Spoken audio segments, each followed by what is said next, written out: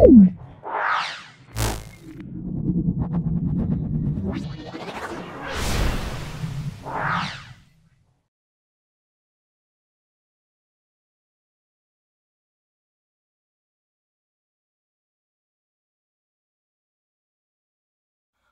আমাদের আলোচ্য বিষয় শ্রী রামকৃষ্ণ শিক্ষালয় হাওড়া এর সেটটা সম্পূর্ণ সলভ করছি। তোমরা ভিডিওটা দেখো, অবশ্যই আমাদের ভিডিও থেকে তোমরা উপকৃত হবে এবং তোমাদের সকল বন্ধু বান্ধবের মধ্যে আমার ইউটিউব চ্যানেলটা শেয়ার করে দিও। যদি ভালো লাগে একটা লাইক করো, যারা চ্যানেলটিকে এখনো সাবস্ক্রাইব করোনি প্লিজ চ্যানেলটিকে সাবস্ক্রাইব করে দিও। চলে এসো। আরেকটা কথা বলে রাখছি, তোমাদের আর পরীক্ষার 2 মাসের একটু বেশি বাকি। তোমাদের বিভিন্ন ধরনের আমি কিন্তু ভিডিও আপলোড করব, তোমরা প্রত্যেকটা ভিডিও তোমরা দেখবে, তোমরা অবশ্যই অত্যন্ত ভালো মার্কস পাবে। ভৌত বিজ্ঞানে তোমাদের কোনো কমেন্ট থাকবে না, মানে তোমাদের এমনই তোমরা স্ট্রং হয়ে যাবে যে ভৌত বিজ্ঞানে অত্যন্ত ভালো মার্কস পাবে। চলে এসো আজকের প্রথম প্রশ্নে, সেটা হলো ওজোন স্তর ধ্বংসে অনুঘটক কাজ করে। ওজোন স্তর ধ্বংসে অনুঘটকের কাজ করে সিএফসি মানে ক্লোরোফ্লুরোকার্বন। এটা ওজোন স্তর ধ্বংসের জন্য মেন দায়ী। তারপর চলে এসো স্থির আয়তনে গ্যাসের চাপ এবং তাপমাত্রার যে লেখচিত্রটা, চাপ এবং আয়তন লেখচিত্রটা আমরা বলবো এই অপশন ডি বলবো, এইটা হবে।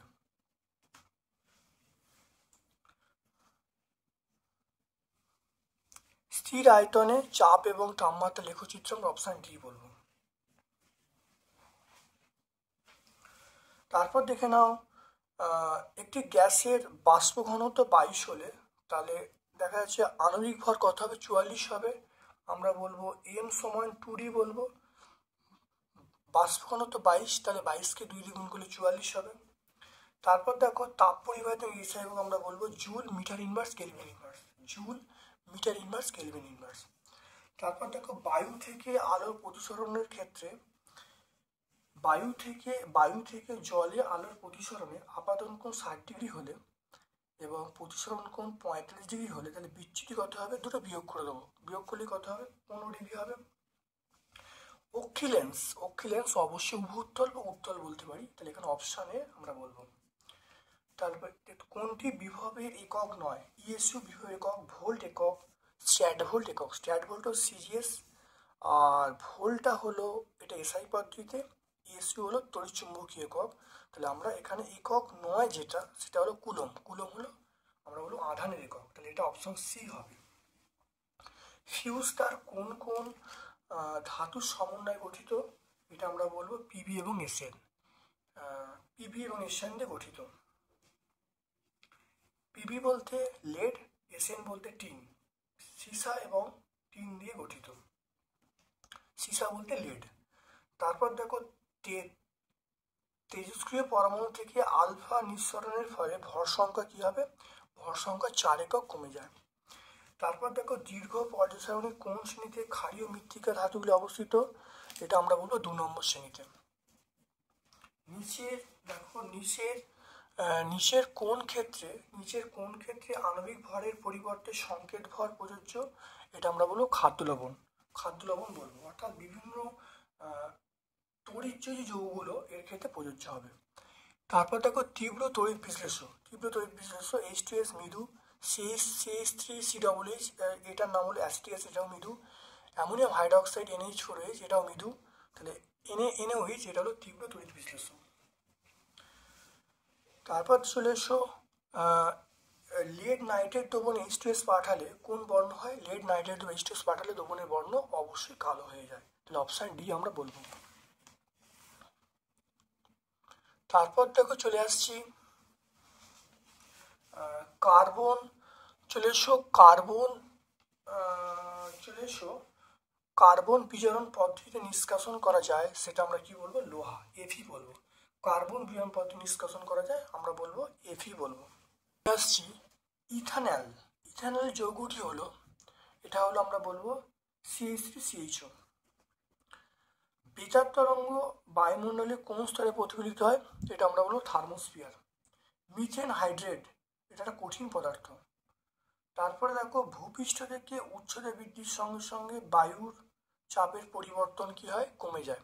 তাহলে ভূপৃষ্ঠ থেকে উচ্চতা বৃদ্ধির সঙ্গে সঙ্গে বায়ু চাপ পরিবর্তন, এটা মানে বায়ুর চাপ কমে যায়।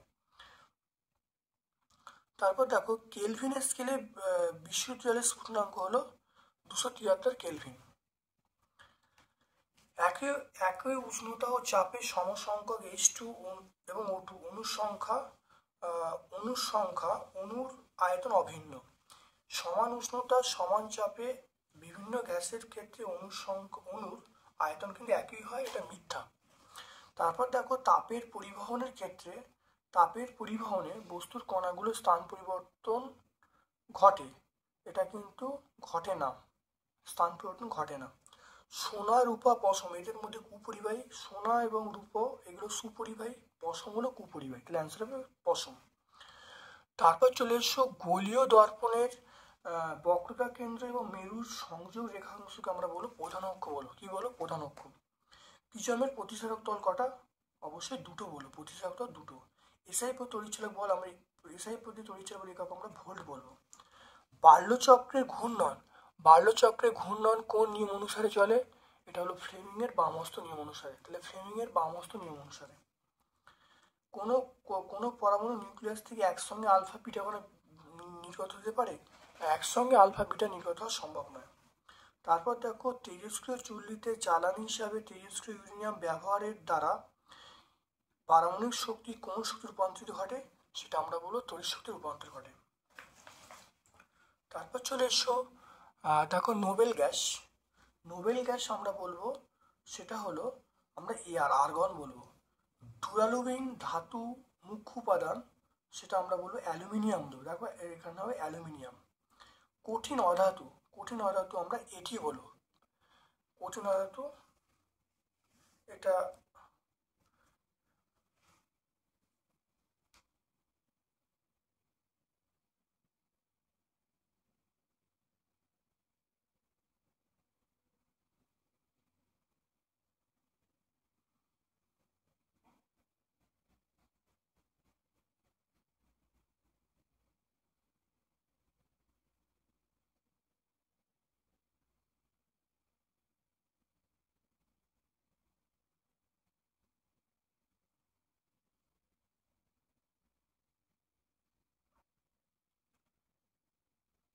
এটি মানে হলো অ্যাস্টাটিন।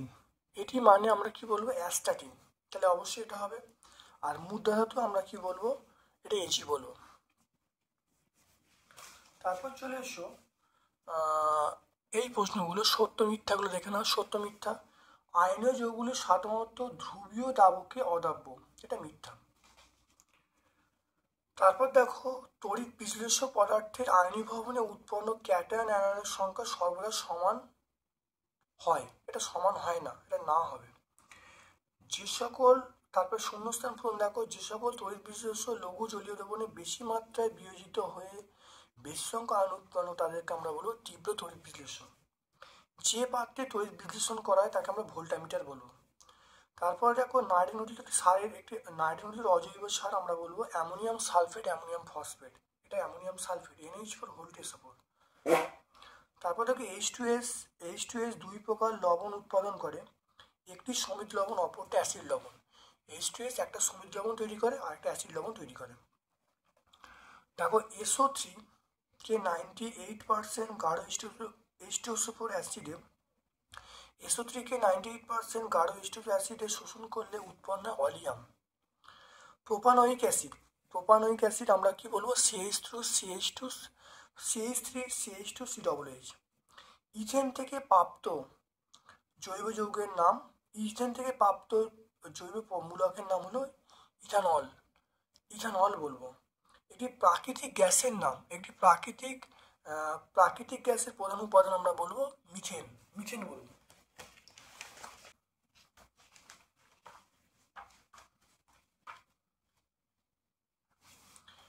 দেখো জীবাশ্মের সংরক্ষণের উপায়, এটা আমরা কত বলবো? পেজ নাম্বার 6 বলবো, পেজ নাম্বার 6 বলবো। 1 নম্বর হলো যথেষ্ট ব্যবহারের ফলে জীবাশ্ম জ্বালানি ভাণ্ডার ফুরিয়ে যাচ্ছে, তাহলে অদূর ভবিষ্যতে ভাণ্ডার শেষ হয়ে যাবে। নাম্বার 2 হলো জীবাশ্ম জ্বালানি তৈরি হতে কোটি কোটি বছর সময় লেগেছে, অর্থাৎ এটা পুনর্নবীকরণযোগ্য নয়। 3 নম্বর পয়েন্ট হলো জীবাশ্ম জ্বালানি ব্যবহারে কমালে CO2 পরিমাণ কমবে, ফলে পরিবেশ দূষণ কম হবে, বিশ্ব উষ্ণায়ন কম ঘটবে। দেখে নাও পেজ নাম্বার 6 আমরা পেয়ে যাব। তারপর দেখে নাও এসটিপিতে একটা অঙ্ক আছে, দেখে নাও এসটিপিতে কোনো গ্যাসে এক্সটিপিতে কোনো গ্যাস 150 লিটার আয়তন অধিকার করে চাপ স্থির রেখে, তাই এটা হলো চাপ স্থির রেখে উষ্ণতা 0 ডিগ্রি থেকে বৃদ্ধি করে 273 ডিগ্রি করলে গ্যাসটির আয়তন কি হবে? দেখে নাও। নাও বলতো, যদি কথা 0 ডিগ্রি কথাটা যদি নাও বলতো, তাহলে কিন্তু আমরা এসটিপি বলা আছে, এসটিপি মানে প্রমাণ চাপ ও তাপমাত্রায়, তাহলে আমরা কি বলবো, এখানে T1 এর মান আমরা বলবো 0 ডিগ্রি সেন্টিগ্রেড। 0 সেন্টিগ্রেড মানে আমরা বলবো 273 কেলভিন। তারপর দেখো এটা আমরা বলছি V2টা আমার চাইছে, আর T2টা হলো 273, তার সঙ্গে আবার 273 যোগ হবে,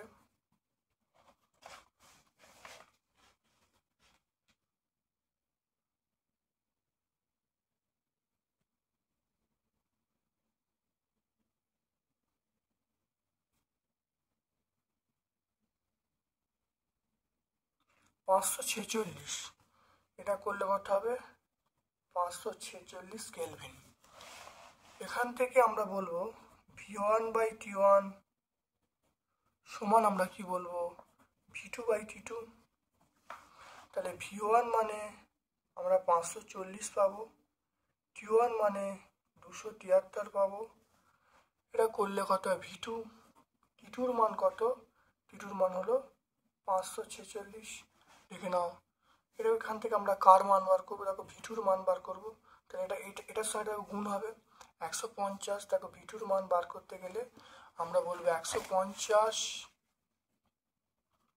ইন্টু 546/273।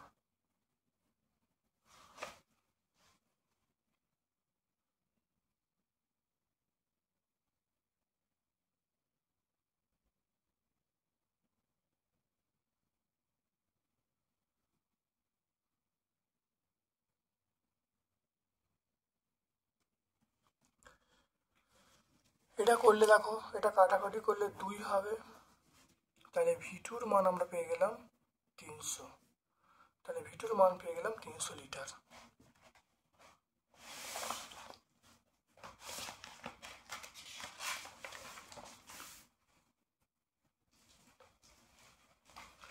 দেখো অথবা একটা প্রশ্ন দেখে নাও ভালো করে, দেখো অথবার প্রশ্ন দেখে নাও, স্থির উষ্ণতায় গ্যাসের চাপ এবং আয়তন বলা আছে, এবং ওই উষ্ণতায় কত চাপে আয়তন 900 ml হবে। দেখে নাও তাহলে কিভাবে হবে, ভালো করে দেখে নাও।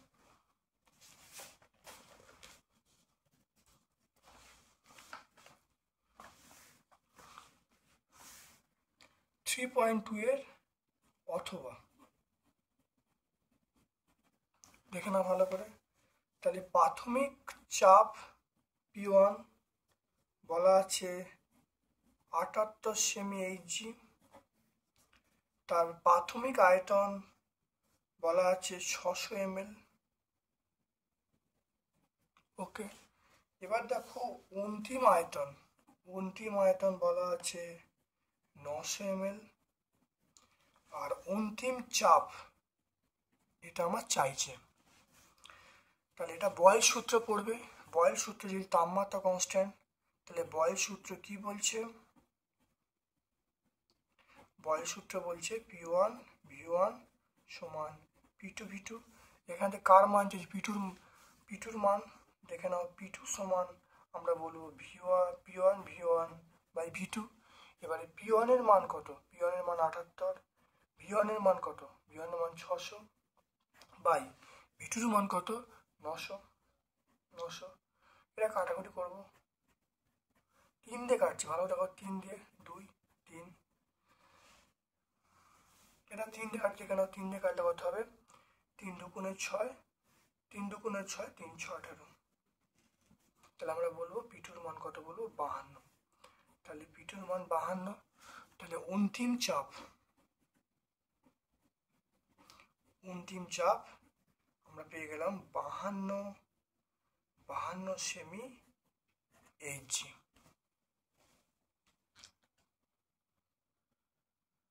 তারপর দেখে নাও অবতল দর্পণে উপঅক্ষের রশ্মির ক্ষেত্রে ফোকাস দূরত্ব এবং বক্র ব্যাসার্ধের মধ্যে সম্পর্ক প্রতিষ্ঠা করতে বলছে।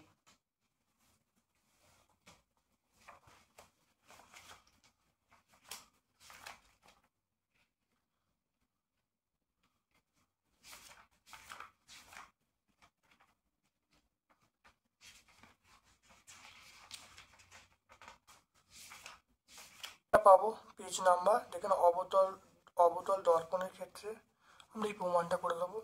একদম 39 পেজ থেকে আমরা শুরু করব, মানে এখান থেকে শুরু করব আর আমরা শেষ করব 40 পেজ পর্যন্ত, এই পর্যন্ত আমরা করব। তাহলে পেজ নাম্বার 39 থেকে পেজ নাম্বার 40। তারপর দেখো উত্তল লেন্সকে অভিষেক লেন্স বলা হয় কেন, চিত্র সব ব্যাখ্যা করতে বলছে। খুব ভালো করে দেখে নাও।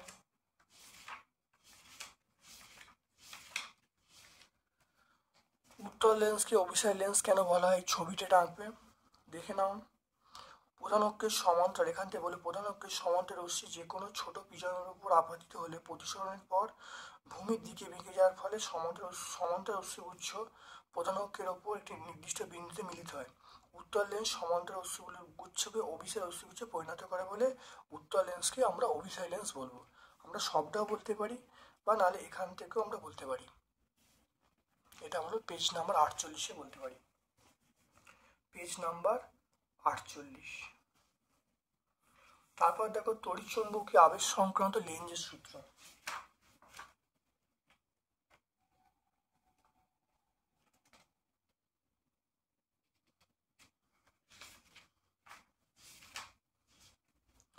এখানে তড়িৎচুম্বকীয় আবেশ সংক্রান্ত লেন্জের সূত্র, এটা আমরা কত পাবো? 82-তে পাবো।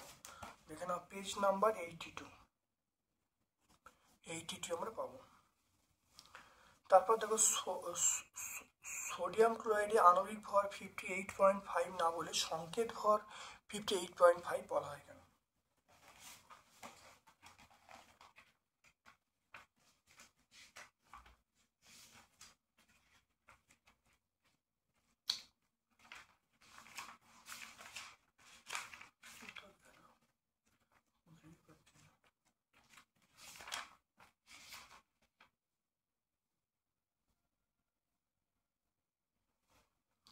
দেখে নাও, এটা আমরা সেই ভট্টাচার্য ব্রাদার্স পরে বইটা আছে, দেখে নাও। এখানে আমরা এইখান থেকে শুরু করব, এখান পর্যন্ত বলে দেবো। তাহলে কারণ এখানে মেন কথাটা হলো যে আয়নীয় যৌগের ক্লাসে প্রতিটি ক্যাটায়নের নির্দিষ্ট সংখ্যা অ্যানায়ন এবং প্রতিটি অ্যানায়নের নির্দিষ্ট সংখ্যক ক্যাটায়ন থাকে এবং আয়নীয় যৌগের বিচ্ছিন্ন অন্য অস্তিত্ব নেই।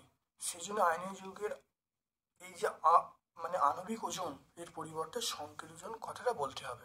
সেই জন্য আমরা সোডিয়াম ক্লোরাইডের ওই ওজনটা আমরা এই যে আণবিক ওজন না বলে আমরা সংকেত ওজন বা আমরা বলবো যে সংকেত ওজন, এই কথাটা বলবো। দেখে নাও ভট্টাচার্য ব্রাদার্স, এটা আমরা কত 102-এ পাবো। তারপর দেখে নাও NH3 লুইস ডট আঁকতে বলছে, দেখে নাও খুব ভালো করে NH3 Luis dot.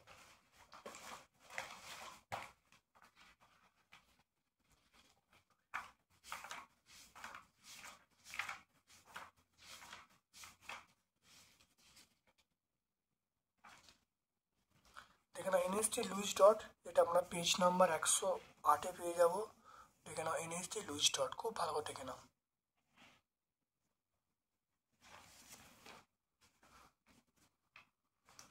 Page number আমরা 108-এ পেয়ে যাব। ফেরিক ক্লোরাইড, চলে এসো। ফেরিক ক্লোরাইড দ্রবণে ফেরিক ক্লোরাইডের জলীয় দ্রবণে অ্যামোনিয়া যোগ করলে কি ঘটবে দেখে নাও।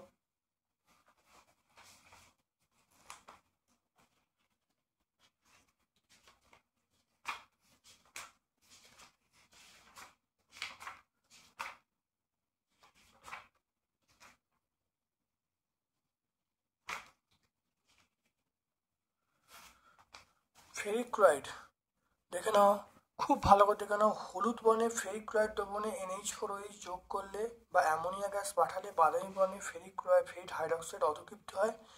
FeCl3 প্লাস 3NH4OH, Fe সমান দিয়ে আমরা বলবো FeOH3 প্লাস NH4Cl।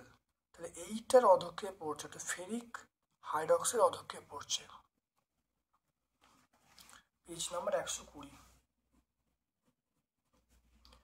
তারপর দেখো থার্মিট পদ্ধতিতে নিষ্কাশিত ধাতুর নাম এবং ধাতুর নিষ্কাশনের বিক্রিয়া লিখতে বলছে। দেখে নাও থার্মিট পদ্ধতিতে নিষ্কাশিত হয়, দেখে নাও থার্মিট পদ্ধতিতে নিষ্কাশিত হয় এটা লোহা। এই বিক্রিয়াটা আমরা লিখবো, তাহলে এই বিক্রিয়াটা লিখবো, তাই নিষ্কাশিত ধাতুর নাম আমরা বলবো লোহা। তাহলে পেজ নাম্বার 133। অথবা প্রশ্ন, তামার পাত্র বেশ কিছুদিন অব্যবহৃত হয়ে থাকলে সবুজ ছোপ পড়ে কেন? দুটোটা পেয়ে যাবো। দেখেন এখানে পিতলের দ্রব্য পুরনো হলে ছোপ হয়ে যায় কেন, বা পিতলের দ্রব্য পুরাতন হলে সবুজ হয়ে যায় কেন, বা কপার নির্মিত বস্তুকে অনেকদিন খোলা বাতাসে রেখে দিলে সবুজ বর্ণ হয়ে যায় কেন? তাহলে আমরা এখান থেকে খুব ভালো করে উত্তরটা পেয়ে যাব, ভালো করে মনে রাখবে। আমরা এখান থেকে বলবো, দেখে নাও, আর্দ্র বাতাসে আর্দ্র বায়ুতে খোলা অবস্থায় তামার কোনো জিনিস রেখে দিলে সেটা অক্সিজেন কার্বন ডাইঅক্সাইড এর সঙ্গে জলীয় অম্ল বিক্রিয়া করে সবুজ বর্ণের বেসিক কপার কার্বন উৎপন্ন হয়। তাহলে বিক্রিয়াটা এটা, আমরা এইটুকুই বলে দেবো। আমরা মেন এখান থেকে এই পর্যন্ত বলে দেবো, বলে দিলে উত্তর হয়ে যাবে। এটা আমরা পেয়ে যাবো সহায়িকা 430। তাহলে সহায়িকা আমরা 430-এ পেয়ে যাব। তারপর দেখো C3H8O,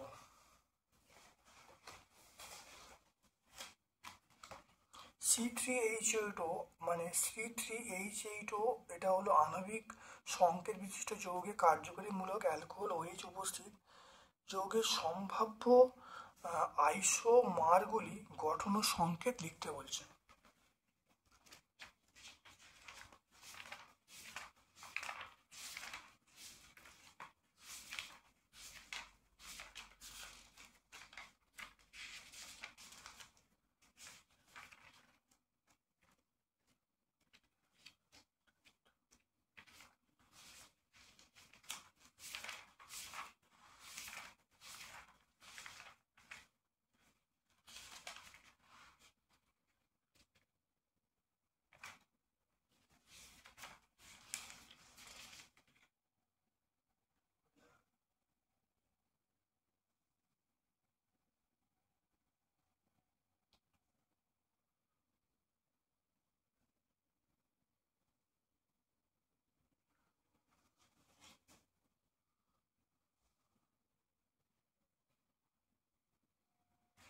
দেখে নাও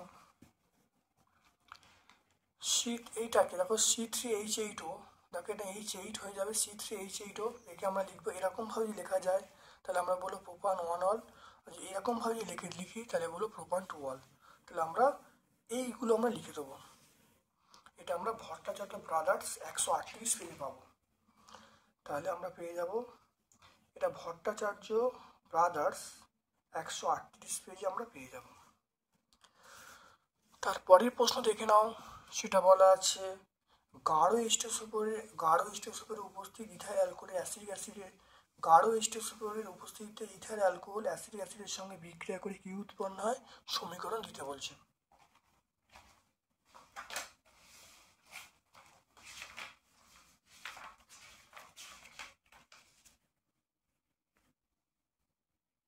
দেখে নাও, আমরা এই বিক্রিয়াটা বলবো, এইখান থেকে বলবো। এখান থেকে বলবো, দেখে নাও, গাঢ় গাঢ় স্টেসুরের সঙ্গে বিক্রিয়া নির্জল ইথানলকে মানে ইথাইল অ্যালকোহলকে গাঢ় স্টেসুর সহ 170 সেন্টিগ্রেড তাপমাত্রা উত্তপ্ত করলে ইথিন উৎপন্ন হবে, ইথিলিন উৎপন্ন হয়। আমরা বিক্রিয়াটা বলে দেবো, তাহলে আমরা এখান থেকে শুরু করব, এখানে শেষ করব। 147 পেজ, এটা পাবো পেজ নাম্বার 147।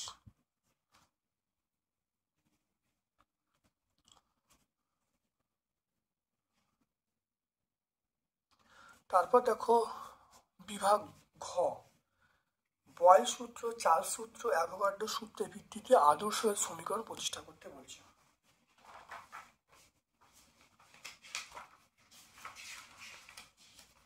এটা আমরা পেজ নাম্বার 17 পেয়ে যাব। পেজ নাম্বার 17 আমরা পেয়ে যাব, দেখে নাও এইটা। এখান থেকে বলবো, এখান থেকে শুরু করব আমরা, এখান পর্যন্ত 5 নম্বর সমীকরণ পর্যন্ত বললে এনাফ। এখান থেকে শুরু করে 5 নম্বর সমীকরণ পর্যন্ত বলতে পারি, বা একটু বাড়িয়ে আমরা এখানেও বলতে পারি। 5 নম্বর সমীকরণ পর্যন্ত বললে উত্তর এসে যাবে। নাও 4.2 এর অঙ্কটা দেখে নাও। 20 গ্রাম ক্যালসিয়াম কার্বনেটকে উত্তপ্ত করলে উৎপন্ন গ্যাসীয় পদার্থটির ভর কত হবে? পাত্রে অবশিষ্ট পদার্থের ভর নির্ণয় করো। পাত্রে অবশিষ্ট পদার্থের ভর নির্ণয় করতে বলছে, দেখে নাও।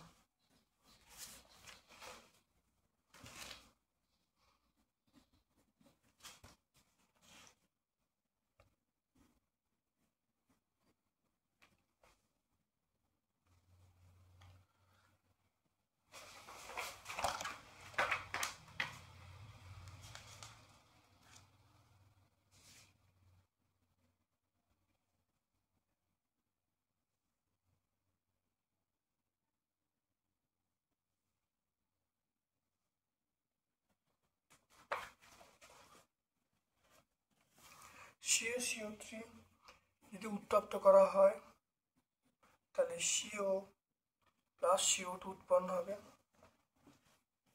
এটা মানে দেখে নাও 40 প্লাস 12 প্লাস 3 ইন্টু 16, এটা করলে হবে 100 গ্রাম। এটা হবে 12 প্লাস 2 ইন্টু 16, এটা আমরা পেয়ে যাব কত?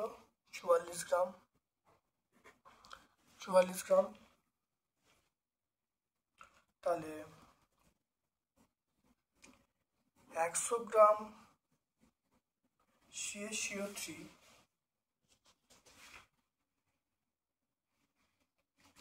100 গ্রাম CaCO3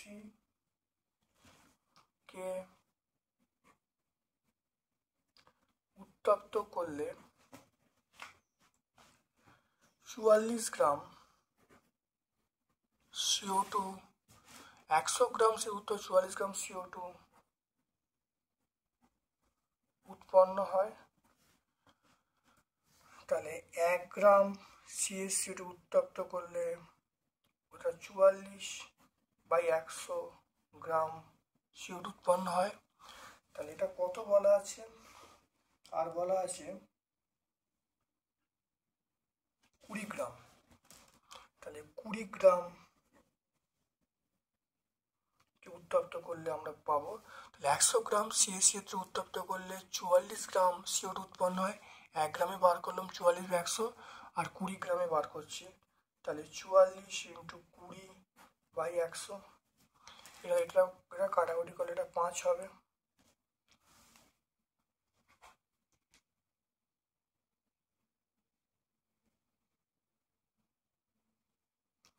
এটা করলে হবে, দেখো 8.8 গ্রাম CO2। তাহলে গ্যাসীয় পদার্থ উৎপন্ন হচ্ছে কত?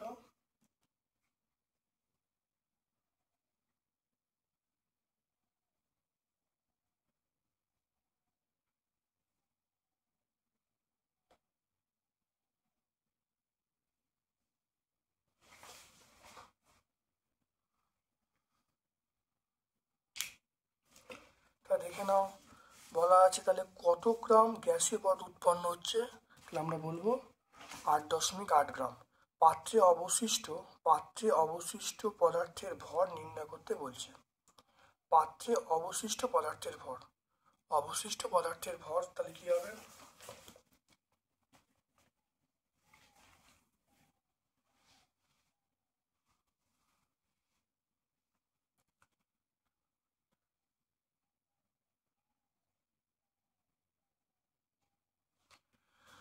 তাহলে 8.8 গ্রাম CO2 উৎপন্ন হবে। তাহলে অবশিষ্ট পদার্থের ভর, অতএব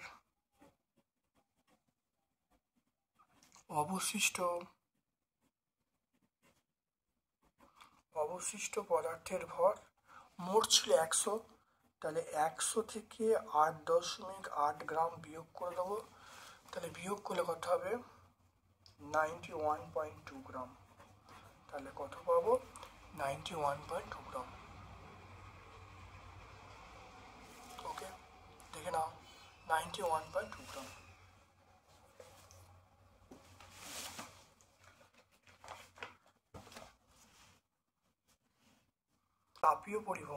তাপীয় পরিবহন কঠিনের উষ্ণতার পরিবর্তন দৈর্ঘ্য এবং প্রস্থের উপর কিভাবে নির্ভর করে তা দেখাও। দেখে নাও, খুব ইম্পর্টেন্ট প্রশ্ন, প্রত্যেকটা পেজে কিন্তু আছে।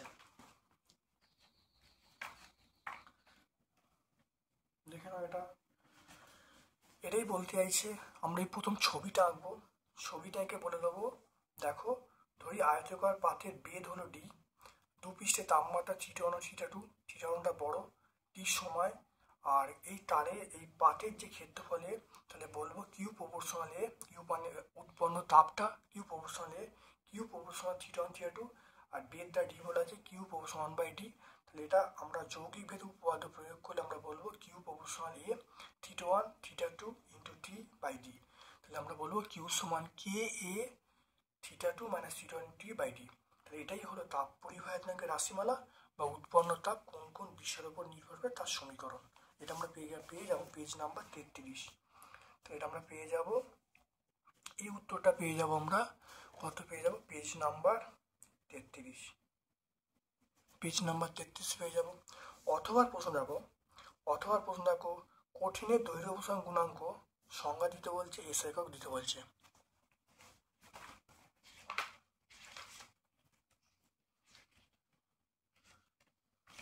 দেখে নাও, কঠিনের দৈর্ঘ্য প্রসারণ গুণাঙ্ক খুব ভালো করে দেখে নাও। আমরা এটা বলবো, কোনো কঠিন পদার্থের একক উষ্ণতা বৃদ্ধিতে প্রতি একক দৈর্ঘ্যে যে দৈর্ঘ্যের প্রসারণ ঘটে তাকে বলা হয় দৈর্ঘ্য প্রসারণ গুণাঙ্ক। এর এসআই একক আমরা বলবো, দেখো, কেলভিন ইনভার্স। আমরা কি বলবো? Kelvin inverse. তাহলে আলফা মানে আমরা বলবো দৈর্ঘ্য প্রসারণ গুণাঙ্ক, এর এসআই একক আমরা বলবো কেলভিন ইনভার্স। তাহলে আলফার একক আমরা বলবো, এসআই একক বলবো কেলভিন ইনভার্স।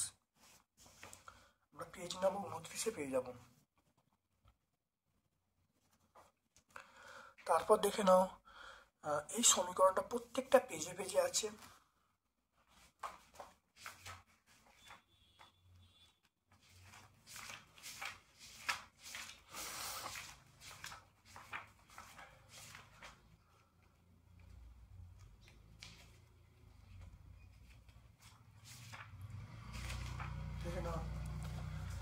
এটা দেখে নাও 45 পেজ। আমরা সমীকরণটা পেয়ে যাব পেজ নাম্বার 45। এটা পেয়ে যাব পেজ নাম্বার 45, 55 পেজ আমরা পেয়ে যাব। তারপরে খুব ভালো করে দেখে নাও, অথবা একটা প্রশ্ন আছে, একটি আলো বায়ু মাধ্যম থেকে অপর মাধ্যমে আপতিত হলো, মাধ্যমটির প্রতিসরাঙ্ক বলা আছে 1.5, আলোর তরঙ্গ দৈর্ঘ্য বলা আছে। তাহলে বায়ু মাধ্যমে তরঙ্গ দৈর্ঘ্য কত হবে এবং ওই মাধ্যমে আলোর বেগ কত হবে? দেখে নাও ভালো করে, খুব ইম্পর্টেন্ট অঙ্ক। দেখে নাও, পুরো সলভ করে দিচ্ছি।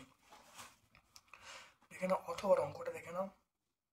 তাহলে 4.4 এর অথবার অঙ্ক দেখে নাও। এখানে বলা আছে মিউ মানে মাধ্যমের প্রতিসরাঙ্ক বলা আছে 1.5, আলোর তরঙ্গ দৈর্ঘ্য বলা আছে ল্যামডা বলা আছে 4000 200 অ্যাংস্ট্রম। আমরা জানি মিউ সমান আমরা জানি সি বাই ভি। এটা আমরা জানি মিউ সমান আমরা কি জানি সি বাই ভি। আচ্ছা, এবার এখানটা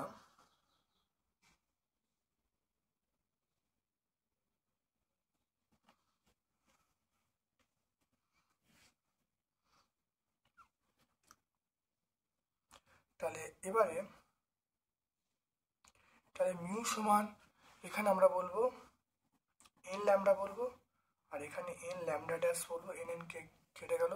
আমরা জানি সি সমান এন ল্যামডা, এখানে কম্পাউন্ড একই থাকবে, কম্পাউন্ড কেটে গেল, তাহলে আমরা পেয়ে গেলাম নিউ। তাহলে মিউ সমান 1.5, তাহলে মিউ সমান আমরা পেলাম ল্যামডা বাই ল্যামডা ড্যাশ। তাহলে মিউ এর মান 1.5, আর ল্যামডার মান আমরা বলবো 4200, আর ল্যামডা ড্যাশ মানে মাধ্যমের যে বলা আছে, মানে ল্যামডা ড্যাশ মানে হলো তরঙ্গদৈর্ঘ্য। তাই ল্যামডা ড্যাশ পেয়ে গেলাম 4200 বাই 1.5।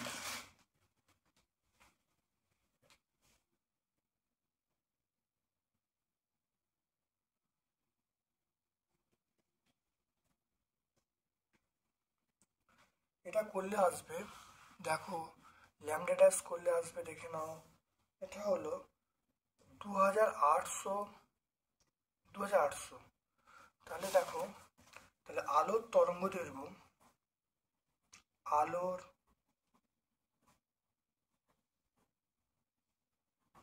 দৈর্ঘ্য আমরা পেয়ে যাব কত, 2800 অ্যাংস্ট্রম পেয়ে যাব।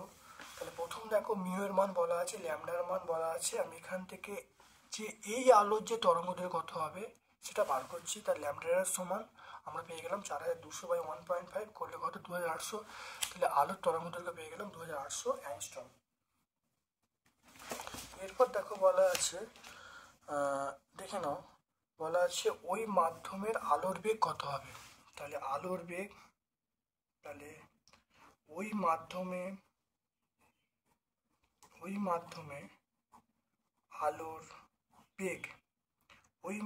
আলোর বেগ বার করার সূত্র কি মনে রাখবে, সি বাই মিউ।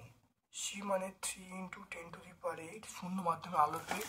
তাহলে শূন্য মাধ্যমে আলোর বেগ আমরা জানি, তাহলে আমরা জানি ওই মাধ্যমে আলোর বেগ মানে সি বাই মিউ।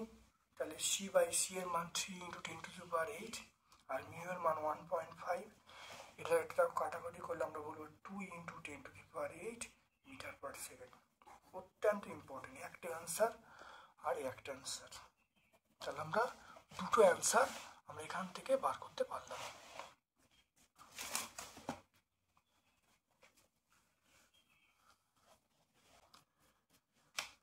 তারপর দেখে নাও 4.5 প্রতিসরণের সূত্র দুটো লিখতে বলছি।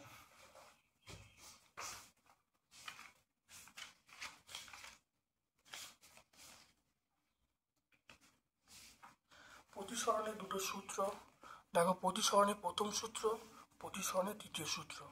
প্রতিসরণের প্রথম সূত্র, প্রতিসরণ দ্বিতীয় সূত্র ভালো দেখে নাও, দুটো সূত্র আছে, পেজ নাম্বার 43 পেয়ে যাবো। এবার দেখো ঘন থেকে লঘু মাধ্যমে প্রতিসরণের ক্ষেত্রে আলোর গতিপথের চিত্র আঁকতে বলছে। দেখো দেখে নাও, লঘু থেকে ঘন মাধ্যমে প্রতিসরণের ক্ষেত্রে আলোর গতিপথের চিত্র আঁকতে বলছে, দেখে নাও। লঘু থেকে ঘন আমরা এই চিত্রটা আঁকবো, এটা হলো আই, এটা হলো আর। আইটা দেখো বড়, তাহলে এখানে আইটা বড়, তাহলে এখানে চ্যুতি কি হবে, চ্যুতি হবে I - R। তাহলে চ্যুতি আমরা বলবো, দেখো I - R বলবো, তাই ছবিটা আঁকবো, চ্যুতি বলবো ডেল্টা সমান I - R। পেজ নাম্বার 42 পেয়ে যাব, এটা পেয়ে যাব পেজ নাম্বার 42। 4.6 ভালো করে দেখে নাও, দুটি তারকুণ্ডলীর রোধ বলা আছে, এদের শ্রেণী সমবায় সমান্তরাল সময় যোগ করা হলো, প্রাপ্ত তুল্য রোধের অনুপাত নির্ণয় করতে বলছে। খুব ছোট অঙ্ক, দেখে নাও ভালো করে। দুটো রোধ বলা আছে, একটা রোধ R1 ধরছি, R1 সমান আমরা বলবো 2 ওহম, R2 সমান আমরা বলবো 4 ওহম বলবো। তাহলে শ্রেণী সমবায়ের তুল্য রোধ মানে আমরা বলবো শ্রেণী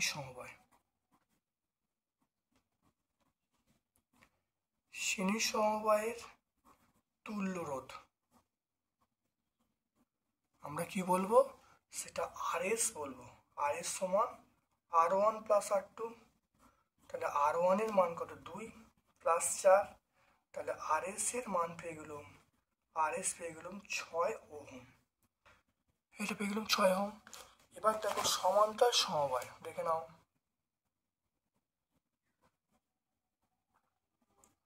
সমান্তরাল সমবায়ের ক্ষেত্রে, সমান্তরাল সমবায়ের ক্ষেত্রে এটা আমরা কি পেয়ে যাব, এটা আরপি মানে তুল্য রোধ, এটা হলো R1 into R2 by R1 plus R2, তাহলে R1 মানে কত, R1 মানে 2, তাহলে 2 ইন্টু 4 বাই 2 প্লাস 4। এবার দেখে নাও এটা হলো কত 2 ইন্টু 4, এটা আমরা কত বলবো 6 বলবো, দেখো যোগ করলে 6 হবে, তাহলে এটা 3 হবে, তাহলে আমরা বলবো 4/3, তাহলে 4/3 ওহম পেয়ে গেলাম। এবারে আমরা বলবো যে RS বাই RP, RS মানে এটা 6 আর RP মানে দেখো 4/3, তাহলে করলে কত হবে 6 ইন্টু 3/4, এটা 3/2, তাহলে করলে কত হবে 9/2। অতএব আমরা বলবো RS is to RP, RS is to RP আমরা বলবো 9:2। দেখে নাও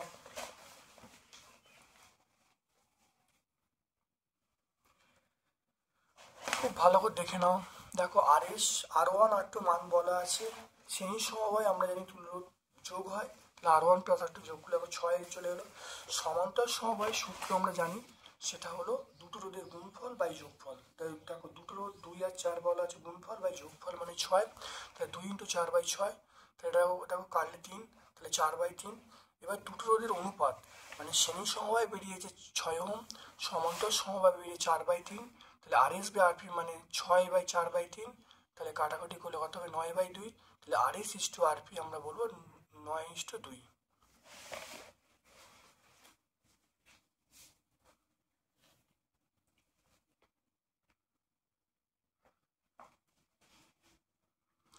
তারপরের প্রশ্ন চলে এসো, দেখে নাও 5 অ্যাম্পিয়ার প্রবাহ মাত্রা, দেখে নাও 5 অ্যাম্পিয়ার প্রবাহ মাত্রা 5 অ্যাম্পিয়ার প্রবাহ মাত্রা 10 ওহম, 5 অ্যাম্পিয়ার প্রবাহ মাত্রা 10 ওহম রোধের মধ্য দিয়ে 20 মিনিট প্রবাহিত হলে উৎপন্ন তাপের পরিমাণ কত কিলোজুল হবে। খুব ভালো করে মনে রেখে নাও, 5 অ্যাম্পিয়ার প্রবাহ মাত্রা 10 ওহম রোধের মধ্য দিয়ে 20 মিনিট প্রবাহিত হলে উৎপন্ন তাপের পরিমাণ কত জুল হবে। দেখে নাও প্রবাহ মাত্রা বলা আছে I, এটা আমরা বলবো 5 অ্যাম্পিয়ার, আর বলা আছে 10 ওহম, টি বলা আছে 20 মিনিট, 20 মিনিট মানে আমরা বলবো 20 ইন্টু 60 সেকেন্ড হয়ে গেল।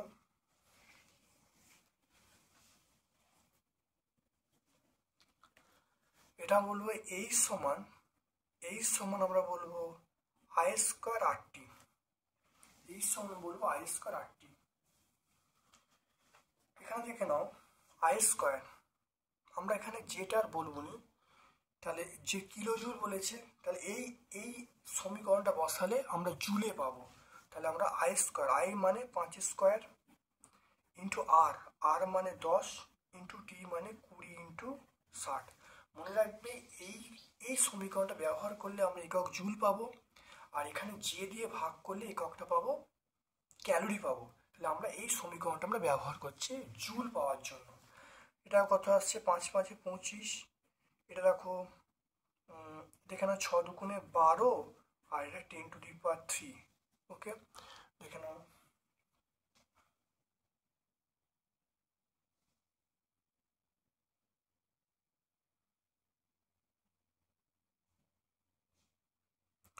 তাহলে এটা আমরা পেয়ে গেলাম, এটা করলে কত 300 হবে, এটা আমরা বলবো 300 ইন্টু 10⁻³ এটা বলবো। তাহলে উৎপন্ন তাপ কত বলবো 300 ইন্টু 10⁻³ জুল। এবার জুল থেকে কিলো জুল করতে গেলে আমরা কি বলবো, 10⁻³ দিয়ে ভাগ করব, এটা কিলো জুল হয়ে যাবে। তাহলে আমরা অ্যান্সার পাচ্ছি 300 কিলো জুল। এটা অ্যান্সার।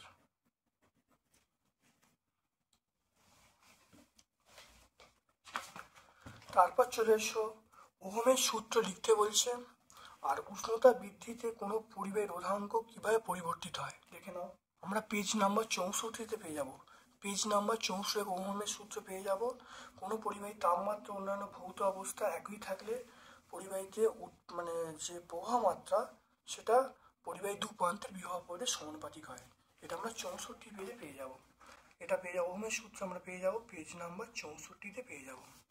উষ্ণতা বৃদ্ধিতে পরিবাহী রোধাঙ্ক কি পরিবর্তিত হয় দেখে নাও। উষ্ণতা বৃদ্ধিতে পরিবাহী রোধাঙ্ক, এটা দেখে নাও, খুব এটা অর্ধপরিবাহী। এটা আমরা ভট্টাচার্য ব্রাদার্সে 64 পেজে পাবো। এটা ভট্টাচার্য ব্রাদার্স 64 পেজে পাবো। আলফা বিটা গামা রশ্মির ভেদন ক্ষমতা পার্থক্য করতে বলছে। আলফা এবং বিটা রশ্মির, এখানে আলফা বিটা রশ্মির আধান এবং ভেদন ক্ষমতা তুলনা করতে বলছে। রশ্মির দেখো আমাকে বলেছে আধান, দেখুন আধান এবং ভেদন ক্ষমতা, আলফা রশ্মি দেখো আধান হলো ধনাত্মক, বিটা রশ্মি আধান ঋণাত্মক। আলফা রশ্মি দেখো ভেদন ক্ষমতা বিটার থেকে কম, আর বিটা রশ্মি ভেদন ক্ষমতা আলফার থেকে বেশি। দেখে নাও এখানে পেজ নাম্বার 90-তে পেয়ে যাব। এটা আমরা পেজ নাম্বার 90। সূর্যে কোন প্রকার নিউক্লিয় ঘটনা ঘটে, এটা আমরা বলবো নিউক্লিয় সংযোজন বলবো, নিউক্লিয় সংযোজন। তাহলে সূর্যে কি ঘটনা ঘটে, আমরা বলবো নিউক্লিয় সংযোজন ঘটে। তারপর দেখে নাও আয়নাইজেশন, দেখে নাও আয়নাইজেশন শক্তি কাকে বলে।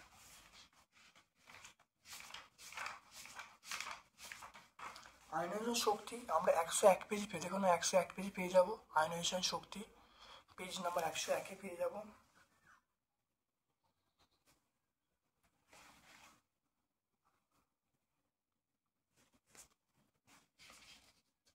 তারপরে ও বলবো PCNO।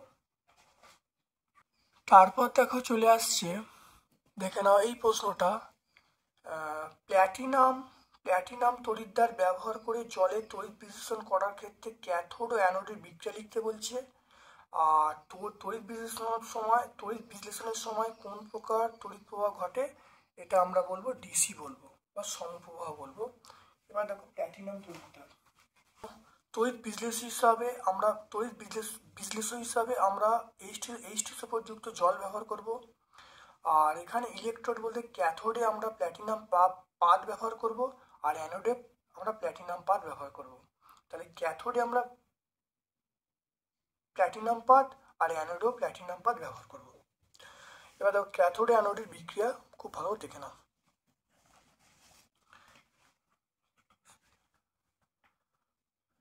এটা আমরা ভট্টাচার্য ব্রাদার্স 110 পেজে পেয়ে যাব। আচ্ছা, তারপর দেখে নাও হাইড্রোজেন সালফাইড গ্যাস প্রস্তুতির সমীকরণ লিখতে বলছে। একটি বিক্রিয়ার সাথে দেখাও যে H2S একটি আম্লিক ধর্ম প্রদর্শন করে। দেখে নাও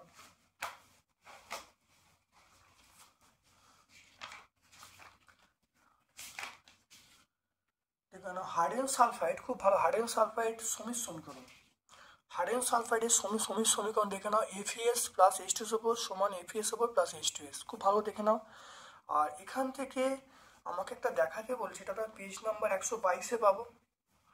এটা হলো 122-এ।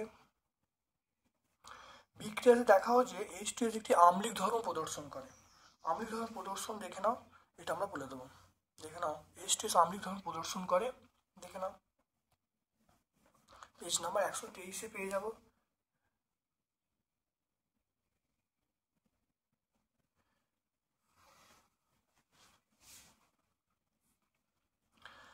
তারপর দেখে নাও এইটা, খুব ভালো করে দেখে নাও, এটা C2H6O সংকোচিত তরল A 100 তাপমাত্রা H2 বিক্রিয়া করলো, বীজ উৎপন্ন করলো, ক্লোরোফর্মের দ্রবীভূত ব্রোমিনের মধ্য দিয়ে পাঠিয়ে বি যৌগ চালনা করলে ব্রোমিন জল বন্ধন হলো, সি যৌগ উৎপন্ন হলো। এখানে এই বিষয় শনাক্ত করতে বলছি, দেখে নাও ভালো করে।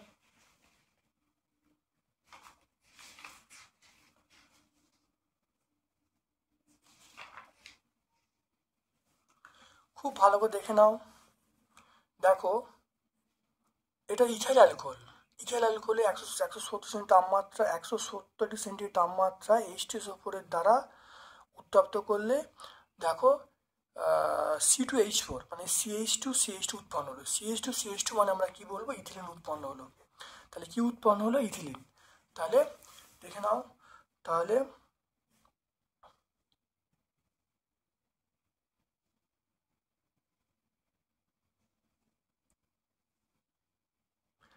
এ যৌগটার নাম আমরা কি বললাম, এ যৌগটার নাম হলো C2H5OH, এটার নাম হলো ইথাইল অ্যালকোহল। কি নাম, এটা নাম হলো ইথাইল অ্যালকোহল।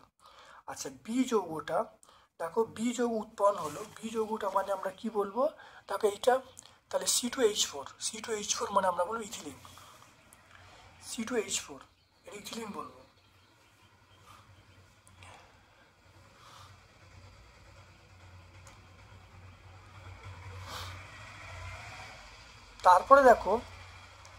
তারপরে দেখো ব্রোমিন জলের মধ্য দিয়ে এই বি যৌগটি পাঠানো হয়, তাহলে সেটা বর্ণহীন হয়ে গেল।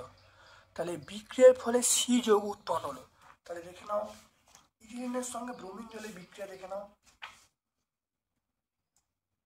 ইথিলিনের সঙ্গে ব্রোমিন জলের বিক্রিয়া দেখে নাও। ইথিলিনের সঙ্গে ব্রোমিন জলের বিক্রিয়া করে উৎপন্ন হলো, সেটা হলো ইথিলিন ড্রাইবোমাইড উৎপন্ন হলো। ইথিলিন ড্রাইবোমাইড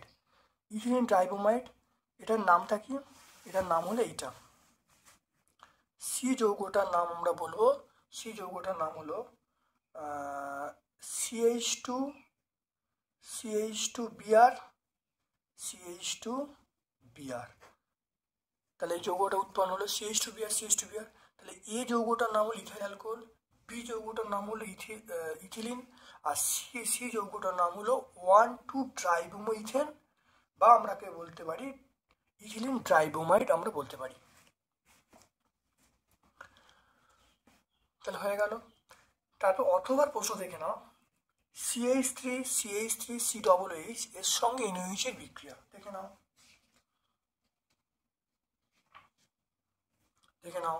CH3COOH এর সঙ্গে NaOH এর বিক্রিয়া করলে কি উৎপন্ন হবে, দেখো CH3COONA, এটা উৎপন্ন সোডিয়াম অ্যাসিডেট, তার সঙ্গে জল উৎপন্ন হচ্ছে। তাহলে এখানে আমরা লিখে ফেলবো, কি লিখবো, দেখো এই বিক্রিয়া লিখে, তাহলে CH3, তাহলে আমরা বলবো CH3COONA, তার সঙ্গে জল উৎপন্ন হচ্ছে, H2 বলবো। তারপর দেখো পরের বিক্রিয়াটা বলা আছে, এই বিক্রিয়াটা বলছে, দেখো CH3COOH তার সঙ্গে NaHCO3 দেখে নাও।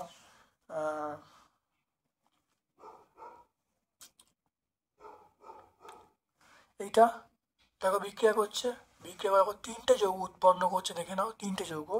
এই তিনটে যৌগ তোমরা বলবে CH3COONA প্লাস CO2 প্লাস জল, এটা আমরা পেয়ে যাব। দেখো কি উৎপন্ন করছে, CH3COONA তার সঙ্গে CO2 তার সঙ্গে জল উৎপন্ন হচ্ছে। আচ্ছা তারপরে দেখো C2H5 তার সঙ্গে Na, তার সঙ্গে দেখো Na,